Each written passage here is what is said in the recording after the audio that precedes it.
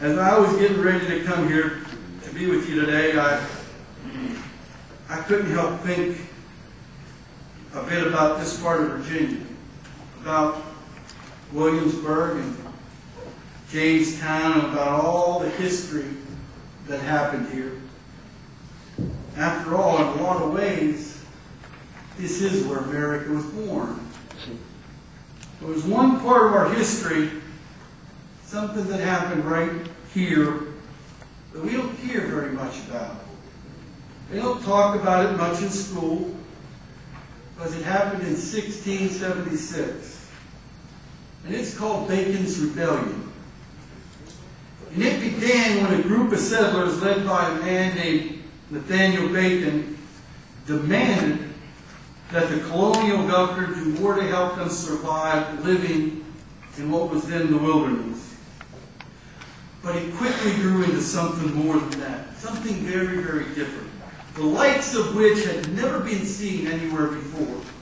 It brought together people who were outraged at the government's policies on trade and taxes that favored the rich. And what began as a protest by settlers became a movement of poor Virginia farmers, a movement of laborers. Maybe most important of all, it was a movement that drew together the most exploited workers of all, indentured servants and slaves, black and white, came together in this rebellion, together. And it took this new form. And as it took on this new form, it issued what they called the Declaration of the People. Now, some say it was the first attempt by workers in America to demand any kind of rights at all. Eventually, the rebellion was crushed. But not before Jamestown was burned to the ground.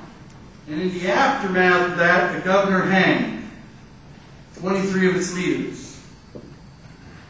But Virginia's richest landowners did something more than that.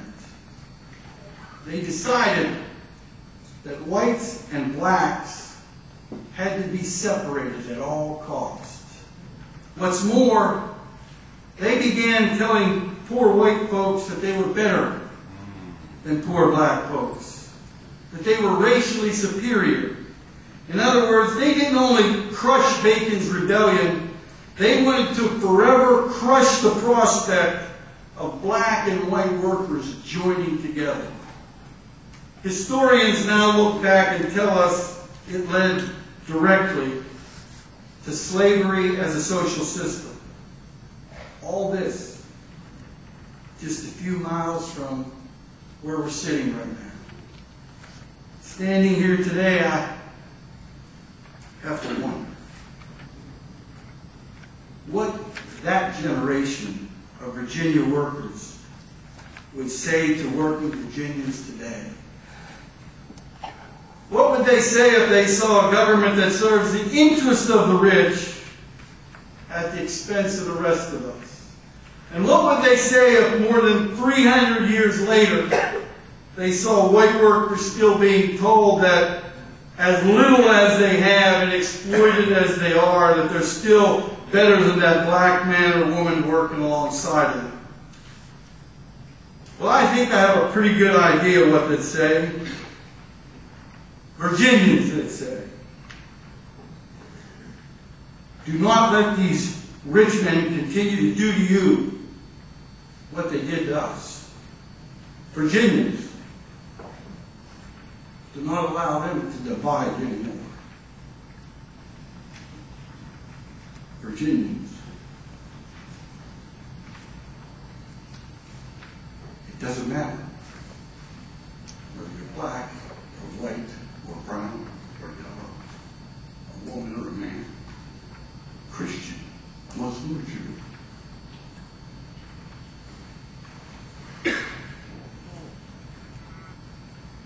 You all share the same hopes,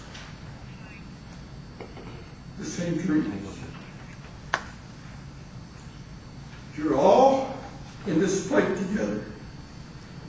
You see, brothers and sisters, it's our responsibility It's our message, it's our responsibility and our mission to take that same message to working people throughout this Commonwealth. Because we all want good homes and good schools for our children. Because we all want health care that we can depend on. Because we all want a decent retirement. We all want safe jobs. We all want women workers to have equal pay and equal say. Because we all want George Bush to end the war in Iraq. Because we all want to be able to get up in the morning and look forward to going to work, because we finally have union contracts and we're treated with dignity and respect that God intended. Brothers and sisters, this is our cause. This is our dream. This is our time. This is our rebellion, from the Blue Ridge to the Eastern Shore, from the South Side to Arlington, from Jamestown to Yorktown. We're one movement with one purpose, with one vision, and I swear to you, if we rise up together, if we stand together and fight together, we will win together, and